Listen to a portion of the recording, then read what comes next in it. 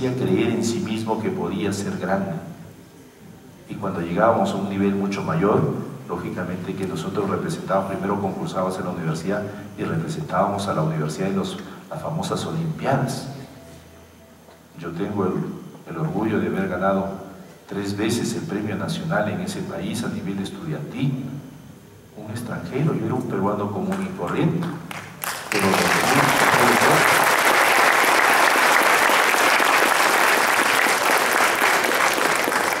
miren, mis amigos, mi profesor escribía y yo terminaba la clase y decía: profesor, disculpe, no vi ese gráfico, no vi esa fórmula. ¿Y saben lo que decía mi profesor? Toma, hijo, acá están todos los apuntes de la clase, llévalo, mañana me lo traes.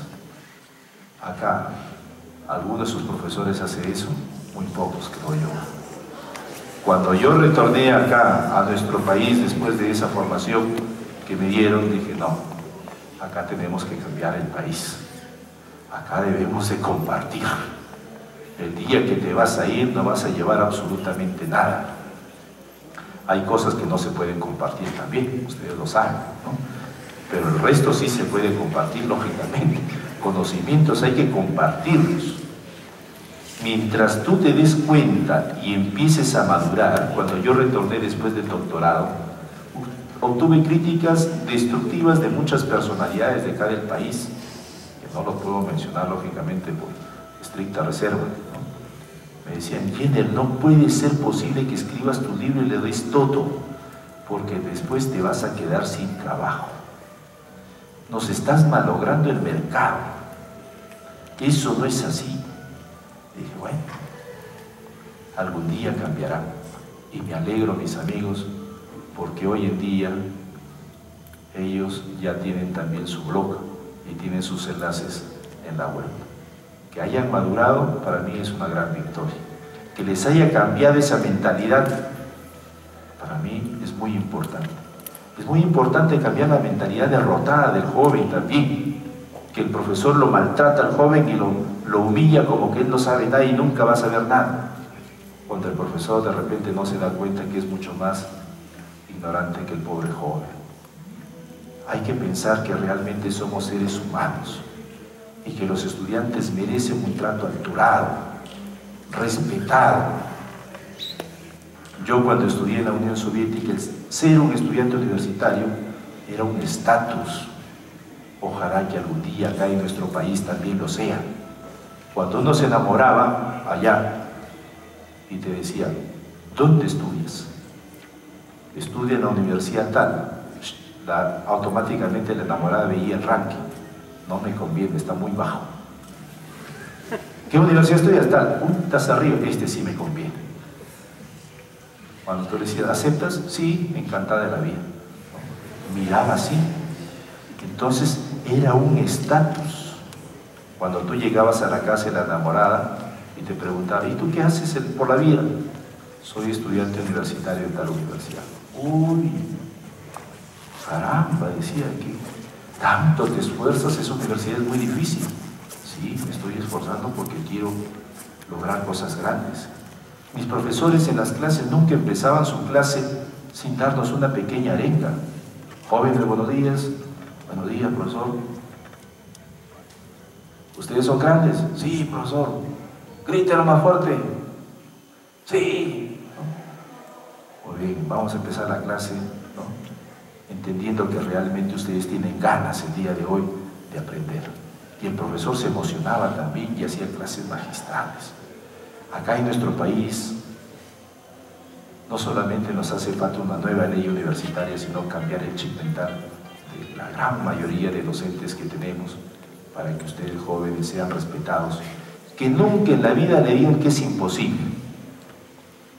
Hay jóvenes que a veces se comunican para una tesis o algo por el estilo y me dicen: ¿me podría asesorar? Porque el ingeniero de mi facultad me dice que eso es muy difícil, que yo nunca lo voy a poder hacer.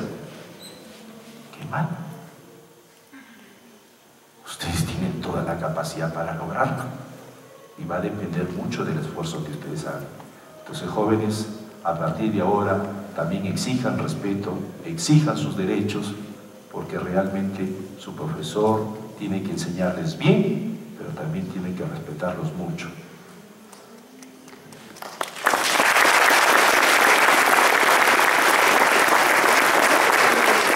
En cuanto a lo que es este sistema de aislamiento sísmico en la base, en un resumen sencillo, una edificación empotrada es aquella que va a tener agrietamientos por toda la altura.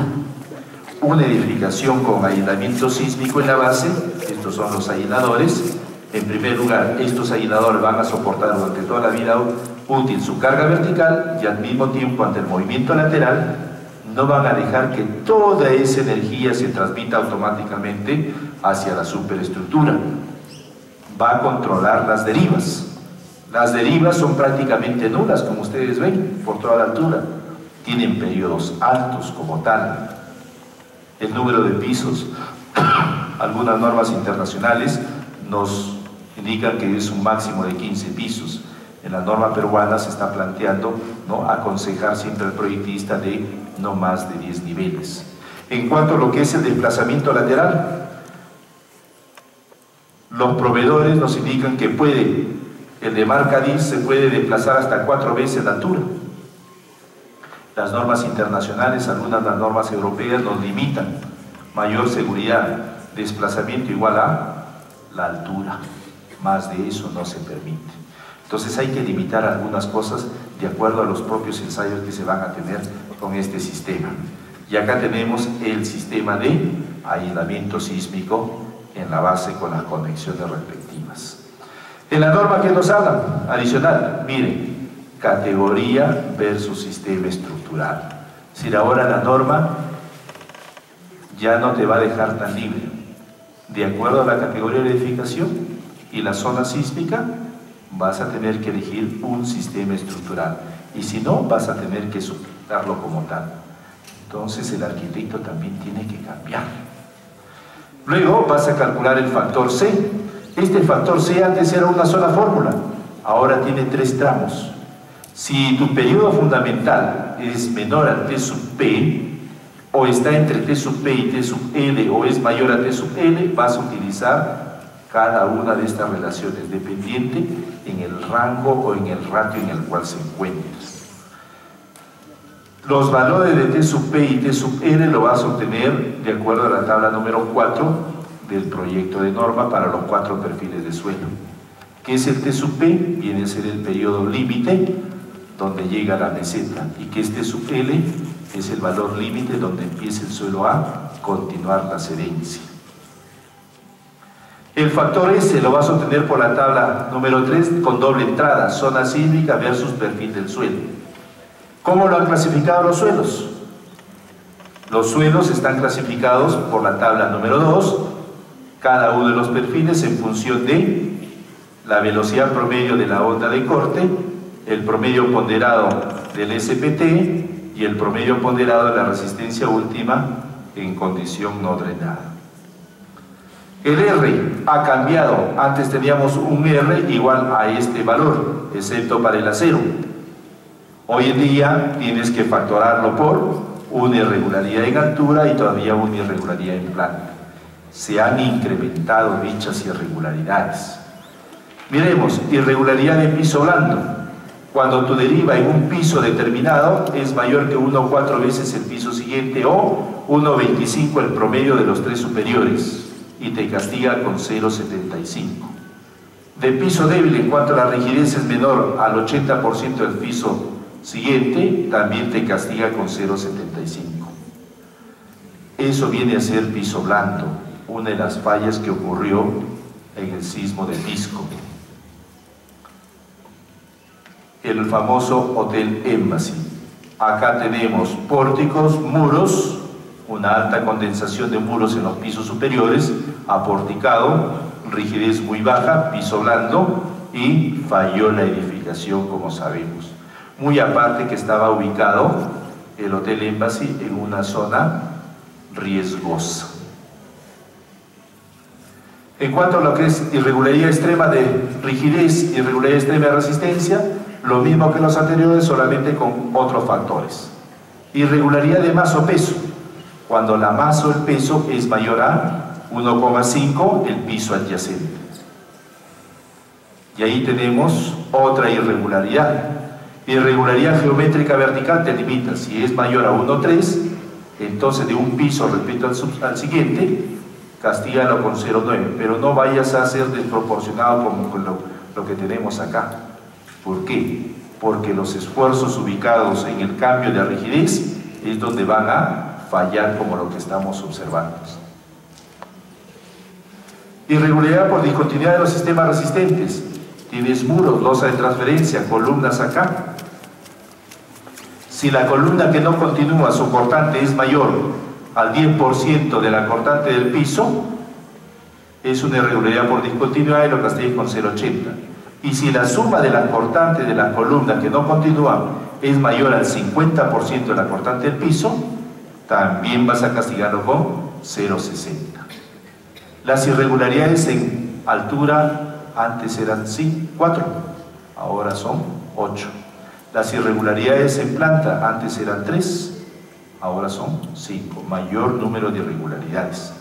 Irregularidad torsional y torsional extrema, mayor a 1,5, mayor a 3, un nudo versus el nudo opuesto.